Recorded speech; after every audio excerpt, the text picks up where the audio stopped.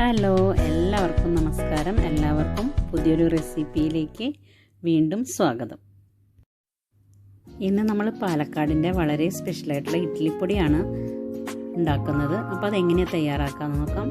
അതിനായിട്ട് നമ്മളൊരു പാൻ അടുപ്പത്ത് വെച്ച് ചൂടാവുമ്പോൾ, പാനോ കടായോ എന്താണെന്ന് വെച്ചാൽ ചൂടായി കഴിയുമ്പോൾ നമ്മൾ 1/2 കപ്പ് ഉഴുന്നുപരിപ്പ് ചേർത്ത് കൊടുത്തിട്ടുണ്ട്. അത് നല്ലപോലെ ഡ്രൈ റോസ്റ്റ് ചെയ്തെടുക്കുക.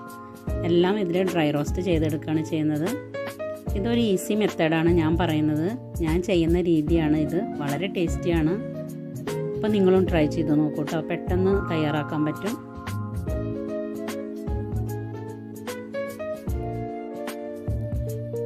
അപ്പോൾ നമ്മുടെ ഉഴുന്നുപരിപ്പ് നല്ലപോലെ മൂത്ത് വരുമ്പോൾ നമ്മൾ ഇതിലേക്ക് കടലപ്പരിപ്പ് ചേർത്ത് കൊടുക്കുക. കടലപ്പരിപ്പ് 1/2 കപ്പ് നിറച്ചെടുത്തിട്ടില്ല, നിങ്ങൾക്ക് കാണാൻ പറ്റും. അപ്പോൾ അത്രയും കടലപ്പരിപ്പ് ചേർത്ത് കൊടുക്കുക. എന്നിട്ട് അതും നല്ലപോലെ നമ്മൾ ഡ്രൈ റോസ്റ്റ് ചെയ്തെടുക്കുക.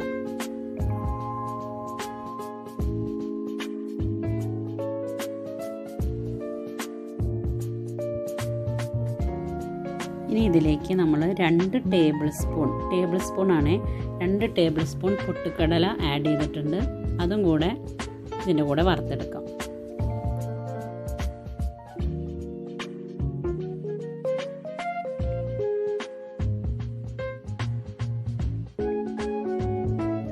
നമ്മുടെ പൊട്ടുകടലയൊക്കെ നല്ല മൂത്ത് വന്നിട്ടുണ്ട്. ഇനി ഇതിലേക്ക് 1 ടേബിൾ സ്പൂൺ കടല, നമ്മളുടെ കപ്പലണ്ടി ആഡ് ചെയ്ത് കൊടുക്കുക.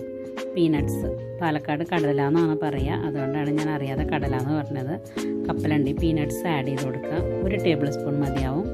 അത് നമ്മുടെ ഈ ഇഡ്ഡലിപ്പൊടിക്ക് ഒരു പ്രത്യേക രുചി കൊടുക്കും. എന്നിട്ട് അതും ഒന്ന് നല്ലപോലെ വറുത്തെടുക്കുക. ഇനി നമുക്ക് ഈ അളവിലേക്ക് ഒരു 15 വറ്റൽമുളകാണ് ഞാൻ ചേർത്ത് കൊടുക്കുന്നത്. എരിവ് നിങ്ങളുടെ ഇഷ്ടത്തിനനുസരിച്ച് ചേർത്ത് കൊടുക്കാം.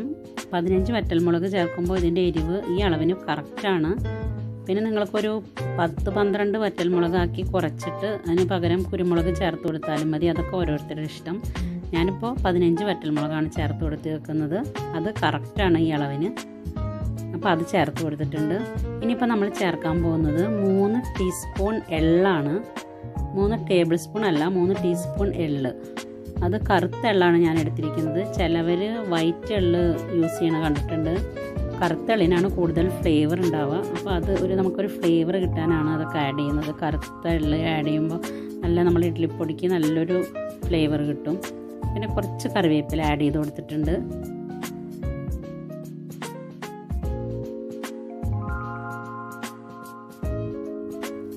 ഇനി ഇതിലേക്ക് ഒരു 1/4 ടീസ്പൂൺ പെപ്പർ ഞാൻ ആഡ് ചെയ്ത് കൊടുത്തിട്ടുണ്ട്. ഹോൾ പെപ്പർ, മുഴുവനെയുള്ള കുരുമുളക്. ഇത് ഞാൻ പറഞ്ഞ പോലെ നിങ്ങൾക്ക് വറ്റൽമുളകിൻ്റെ എണ്ണം കുറച്ചിട്ട് അതിനനുസരിച്ച് കുരുമുളക് ആഡ് ചെയ്ത് കൊടുക്കാം. അതൊക്കെ ഓരോരുത്തരുടെ ഇഷ്ടം പോലെ ചെയ്യാം.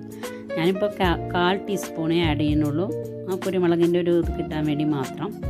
പിന്നെ ഇതിലേക്ക് നമ്മൾ ഒരു ഐറ്റം കൂടെ ചേർത്ത് കൊടുക്കും. ജീരകം ചേർത്ത് കൊടുക്കാറുണ്ട്, നല്ല ജീരകം. ഞാനത് 1 പിഞ്ച് മാത്രമേ ഈ അളവിലേക്ക് ചേർക്കുന്നുള്ളൂ. 1 പിഞ്ച്, ആ ഒരു ജീരകത്തിൻ്റെ ഇത് കിട്ടാൻ വേണ്ടി മാത്രം. കാരണം ഇതൊന്നും ഒന്നിൻ്റെ ഫ്ലേവർ കൂടിക്കഴിഞ്ഞാൽ നമ്മളുടെ ഇഡ്ഡലിപ്പൊടി ടേസ്റ്റ് ഉണ്ടാവില്ല. അപ്പം ഞാൻ 1 പിഞ്ച് ജീരകം ചേർത്ത് കൊടുത്തിട്ടുണ്ട്. അപ്പം നല്ലപോലെ നമ്മളുടെ റോസ്റ്റായി കിട്ടിയിട്ടുണ്ട്. ഇനി നമുക്ക് ഇത് തണുത്തതിന് ശേഷം മിക്സിയുടെ ജാറിലിട്ടിട്ട് പൊടിച്ചെടുക്കാം. അപ്പോൾ ഇതാ മിക്സിയിലിട്ടിട്ട് ആദ്യം ഇതൊന്ന് പൊടിച്ചെടുത്തതിന് ശേഷം നമുക്കിതിലേക്ക് പാകത്തിനുള്ള ഉപ്പും പിന്നെ 1/4 ടീസ്പൂൺ കായം പൊടി കൂടെ ചേർത്ത് കൊടുക്കണം. കായം അതും കൂടെ ചേർത്ത് കൊടുക്കണം. എന്നിട്ട് നല്ലപോലെ മിക്സ് ചെയ്തിട്ട് ഒന്നും കൂടെ ഒന്ന് പൊടിച്ചെടുക്കുക. ഒരുപാട് നൈസ് പൗഡറായി പോകരുത്. ചെറിയ തരിതരിപ്പോടെ ഇരിക്കുന്നതാണ് അത് കഴിക്കാൻ രുചി ഉണ്ടാവുക. അപ്പം അത്രയേ ഉള്ളൂ. വളരെ ടേസ്റ്റിയാണ്. ഇഡ്ഡലിയുടെയും ദോശയുടെയും ഒക്കെ കൂടെ കഴിക്കാനായിട്ട് എല്ലാവർക്കും ഇഷ്ടപ്പെടും. ഇതിൽ കൂടെ നല്ലെണ്ണയിലോ വെളിച്ചെണ്ണയിലോ ചാലിച്ചിട്ട് നമുക്ക് ഇഡ്ഡലിയുടെയും ദോശയുടെയും കൂടെ കഴിക്കാം. അപ്പോൾ നിങ്ങൾക്ക് ഈ വീഡിയോ ഇഷ്ടമായാൽ ലൈക്ക് ചെയ്യുക, കമൻറ്റ് ചെയ്യുക, സബ്സ്ക്രൈബ് ചെയ്യുക. വീണ്ടും കാണും വരെ നന്ദി, നമസ്കാരം.